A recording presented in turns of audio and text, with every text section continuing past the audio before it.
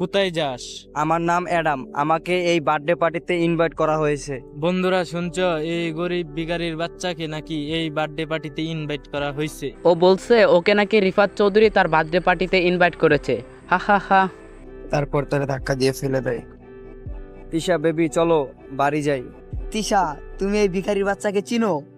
কই না তো, এই ভিখারির বাচ্চাকে আমি চিনি না। কে তুই? এইটা শুনে অ্যাডাম তো অবাক হয়ে যায়। এর আগে অনেকবার দিশা অপমান করেছে অ্যাডামকে। তিশা চলো বাড়ি যাই। এই ভিখারির বাচ্চা বের হয়ে এখান থেকে। সিকিউরিটি গার ধাক্কা দিয়ে বের করে দাও। ঠিক এই সময় বার্থডে বয় রিফাত চৌধুরী সেখানে হাজির হয়। তার নজর পড়ে অ্যাডামের উপর। অ্যাডাম তার জন্মদিন এসেছে, সে এটা দেখে অবাক হয়ে যায়। অ্যাডাম চৌধুরী স্যার, আপনি আমার জন্মদিনের পার্টিতে এসেছেন? আমি তো বিশ্বাসই করতে পারছি না আপনি আমার জন্মদিনের পার্টিতে এসেছেন। আমি তো ধন্য হয়ে গেলাম। স্যার আসেন, প্লিজ প্লিজ আসেন। এই দৃশ্যটা দেখা মাত্রই তিশা আর বাকি সবার মাথা খারাপ হয়ে যায়। কিন্তু অ্যাডাম কোনো কথা না বলে ওইখান থেকে বেরিয়ে আসে। বাইরে গিয়ে সে তিশার জন্য অপেক্ষা করে। পার্টি শেষ হবার পর যখন তিশা বেরিয়ে আসে তখন সে পুরো মাতাল। সরি তখন তিশা পুরোপুরি মাতাল। তারপর অ্যাডাম তাকে ধরে বাইকে বসিয়ে বাড়ি নিয়ে যায়। তাকে নিয়ে কোনো মতে অ্যাডাম তার শ্বশুরবাড়ি পৌঁছায়। অ্যাডাম তার শ্বশুরবাড়িতে ঘর জামাই হয়ে থাকতো। এটা নিয়ে সবাই হাসাহাসি করত। ঠিক তখন অ্যাডামের ফোন বেজে উঠল। ফোনের দিকে তাকিয়ে দেখে দিশা ফোন দিয়েছে।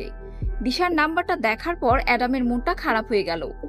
দিশা ওর স্ত্রীর কাজিন। সত্যি বলতে কি, অ্যাডামের সাথে কোনো সময়ও ভালো ব্যবহার করে না, সব সময় অ্যাডামের সাথে অপমান করে কথা বলে। অ্যাডাম ফোনটা রিসিভ করতেই ওপাশ থেকে দিশা বলল, কি হলো, ফোনটা রিসিভ করতে এত সময় লাগে? দিশার কথার জবাব অ্যাডাম দিল, না দিশা আমি যাই হোক, আগে আমার কথাটা শোনো। আমার একটা কাজ করে দিতে হবে। তোমাকে কোকো জুয়েলার্সে আমার একটা নেকলেস ঠিক করতে দেওয়া ছিল। দোকানের মালিককে ফোন করে দিয়েছি, তুমি শুধু গিয়ে নেকলেসটা নিয়ে আসবে, ব্যাস। দিশার কথা শেষ হতেই অ্যাডাম বলল, কিন্তু দিশা আমার তো সময় হবে না, আমাকে ব্যাংকে যেতে হবে। অ্যাডামকে কথা শেষ করতে না দিয়েই দিশা চিল্লান দিয়ে উঠল, কামান অ্যাডাম, দা খেয়ে পড়ে বেঁচে আছো আমাদের দয়ায়, আমার ফ্যামিলির টাকায়, তাই এইরকম অ্যাটিটিউড মার্কা কথাবার্তা আমার সাথে বলতে এসো না। এখন যা বলছি সেটা করো। গহনার দোকানে যাও, নেকলেসটা নিয়ে আসো। আর নেকলেসের সাথে 30,000 টাকা দেবে দোকানদার। ওইখান থেকে যেন 1 টাকা এদিক ওদিক না যায়। যদি হয়েছে তাহলে কিন্তু তোমার কপালে দুঃখ আছে।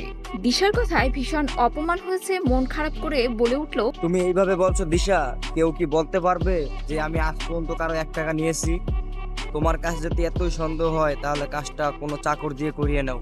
সেদে যে অপমান না হয়ে যে কাজটা দিয়েছি সেটা করো। জিনিসগুলো নিয়ে 1 ঘন্টার মধ্যে আমার বাসায় আসবে। তারপর কি হবে সেটা জানতে হলে এখন FF3D হৃদয় ইউটিউব চ্যানেল সাবস্ক্রাইব করে পাশে থাকবেন।